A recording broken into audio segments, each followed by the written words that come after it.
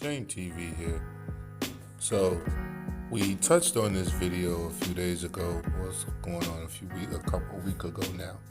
So let's get back into it and finish it so that it'll be completely wrapped up. And that's that. Now, I previously read that this earlier part, and we'll start here.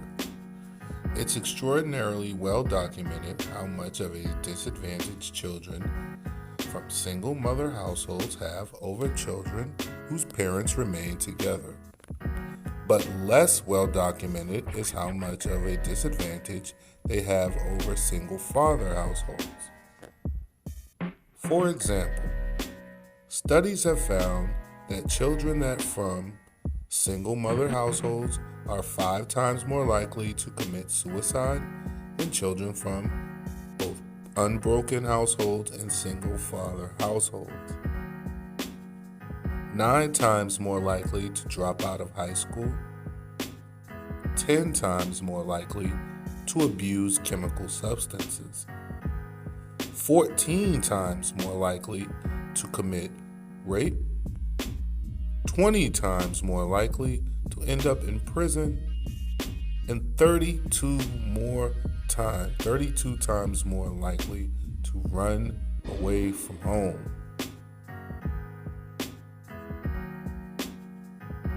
The list does not stop there, but before I continue, the list could stop right there, and that should be the end of this. But we'll continue. The list does not stop there. Single mother households also account for 70% of all teen pregnancies. So out of 100% of teen pregnancies, all right, in the United States of America, which are nearly 100% of the time unplanned pregnancies, 70% of those come from single mother households, not single parent, single mother. 70% of all child murderers. Okay? 70% of all child murders. And they account for the majority of femicide cases. We're not going to get into that. Which means, yes, a child living in a single mother household is the most likely to be murdered by their parent. Now that one right there is going to end everything. Because at this point, I'm starting to point the finger at these courts. And why is it that it's in the best interest of the child to be with their mother when clearly it is not in the best interest of a child to be with a single mother?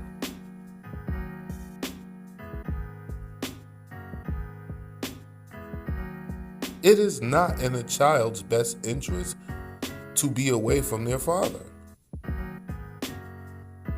All this talking, all this constant banter in society from women about how they don't need a man and they don't do this and they're going to choose single motherhood by choice.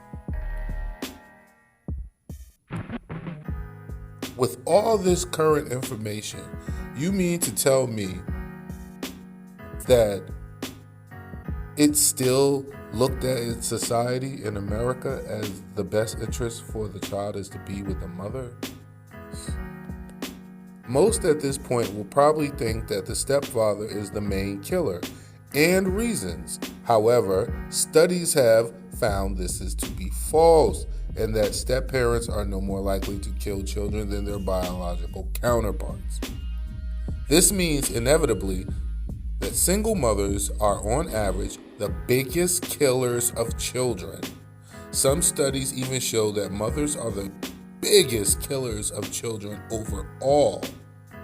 Though it should be noted that others show it to be fathers, while others show that men and women are equally as likely to kill their children. Regardless of the dynamics of this complex point, All of this seems crazy considering the consensus is mothers make better parents on average than fathers, yet the data seemingly says otherwise. This is what makes all this so important. The general consensus is that mothers make better parents. They even say this shit in court, that the best interest of the child is to be with the mother, and that is clearly false. Shame TV.